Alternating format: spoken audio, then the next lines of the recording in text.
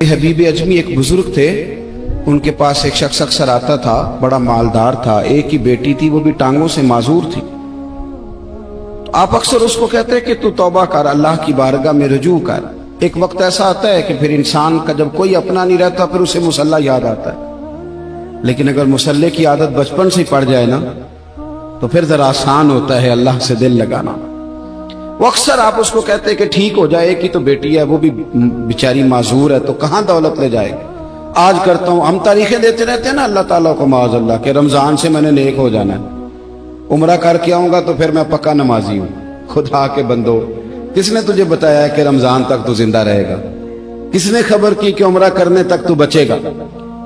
हजरत हबीब अजमी उसको कहते तो कहता बड़ी जल्दी ठीक हो जाऊंगा। एक दिन सवेरे सवेरे तौबा करने आ गया। आपने फरमाया क्या हुआ? तो कहने लगा हजरत जी कल एक 15 साल का नौजवान मिला है और मुझे तौबा करा गया। मजा ही इस उम्र में अल्लाह अल्लाह करने का। नबी करीम से मोहब्बत भी करनी हो तो यही उम्र है। इश्क लगा सी खेडा खेड दी नूं ते फिर मैनू खेडा भुल गईयां। कज्जल पाया सी मैं यार दे वेखणे नूं, फिर ओदी याद विच रोंदियां ही डुल गईयां। हैदर शाह इस गली कदे न रुलदी, पर हुण ते रुल गईयां। जिन लोगों ने अबू जाल को कत्ल किया था उनकी उम्र भी 15 साल थी।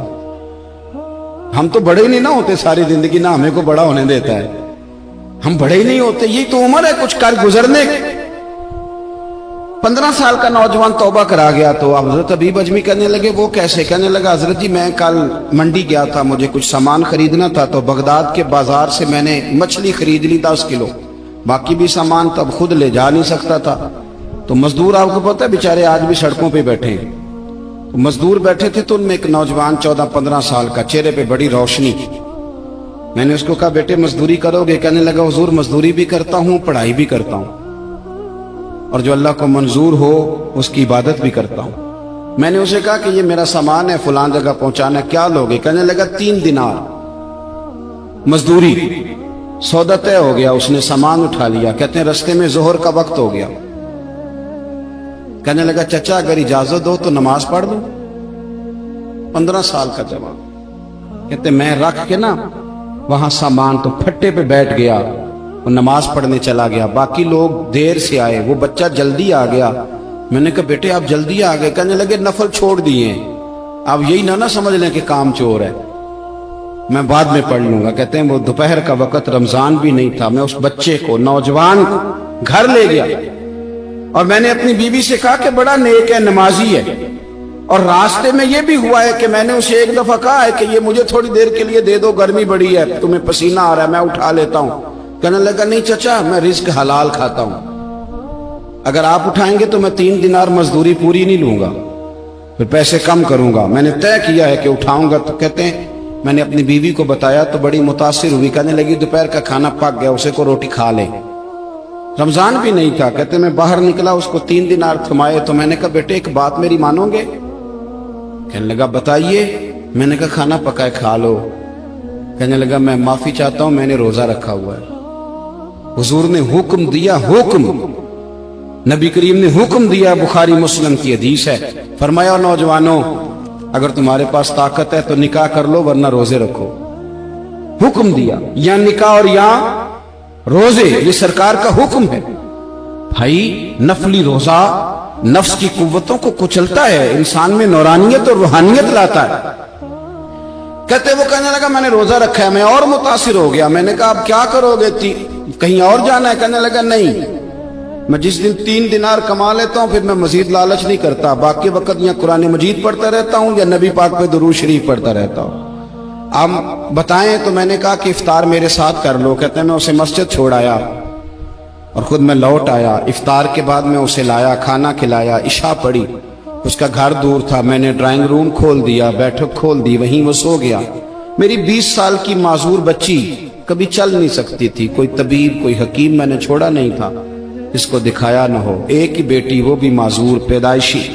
उसके कमरे में गए, मियाँ बीवी उसे खाना खिला और बताया बेटे एक नौजवान है, बड़ा नेक है हमारे घर में, आज बड़ा परहेजगार। पता है हुजूर ने क्या फरमाया? नबी करीम फरमाते हैं जब नौजवान उठ के तहज्जुद पढ़ता है ना नौजवान, तो अल्लाह फरिश्तों के सामने उस नौजवान पर फख्र फरमाता है। اللہ فخر کرتا ہے کہ عمر دیکھو دیکھو یہ میری بارگاہ، اللہ فخر کرتا ہے، اللہ یعنی خدا خود میر مجلس بود، اللہ فخر کرتا ہے۔ اب سوچے تو ہم نے اپنی بیٹی کو بتایا کہ نوجوان اور بڑا نیک ہے،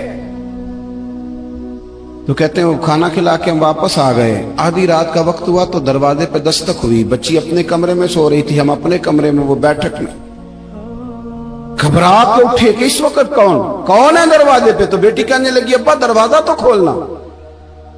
کہتے ہیں دروازہ کھولا تو 20 سال ہو گئے تھے بیٹی کو، کبھی اس نے چل کے نہیں دکھایا تھا، کبھی دوڑ کے ادھر جاتی کبھی ادھر آتی، کہتی الحمدللہ اللہ نے میری ٹانگیں ٹھیک کر دی۔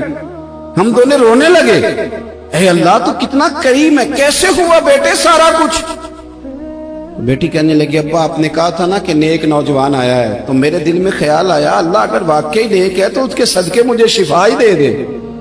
یا ایھا الذین آمنوا اتقوا اللہ وابتغوا الیہ الوسیلہ، تو کہنے لگی ابھی میری دعا بھی پوری نہیں ہوئی تو رب کریم نے فضل کیا ہے اور مجھے شفا عطا کر دی۔ کہتے ہم دوڑ کے اس کے کمرے میں گئے اور جب ہم نے ہاتھ رکھا تو دروازہ پہلے سے کھلا تھا، ایک خط چھوڑ گیا تھا۔ آج کل کے پیر کی کرامت ہوتی تو فیس بک پہ دے دیتا، باقیوں کو بھی ذرا بھول پتہ چلے۔ کہتے ہیں وہ خط چھوڑ گیا اپنے بستر پہ کہ اگر تم لوگوں کو مجھ سے محبت ہو گئی ہے تو میرے پیچھے نہ دوڑنا، اس رب کی بارگاہ میں جھکنا جس رب نے میرے اوپر بھی فضل فرمایا ہے اور آپ پر بھی کرم فرمایا۔ میرے نوجوان دوستو، یہ جو بچپنا ہمیں لوگ کہتے ہیں نا ابھی بچے ہو، ابھی جب آپ بالغ ہو گئے تو نماز فرض ہو گئی، سچ بولنا ضروری ہو گیا، رزق حلال کھانا ضروری ہو گیا، شریعت ساری کی ساری لاگو ہو۔ ایک تو درگزر سے کام لیں، دوسرا اپنی زندگی کے اندر خواہشات کو چھوڑیں۔ سادہ کھانا تو ویسے ہی انسان کو تندرست رکھتا ہے، یہ جو چکر ہم نے ڈالا ہوا ہے نا مرضیاں کرنے کا، اب موٹر سائیکل بالکل اچھی بھلی ہوتی ہے پر سفارش یہ ہے کہ ماڈل پرانا ہو گیا ہے، تو یہ تو کمزور لوگوں کی علامت ہے۔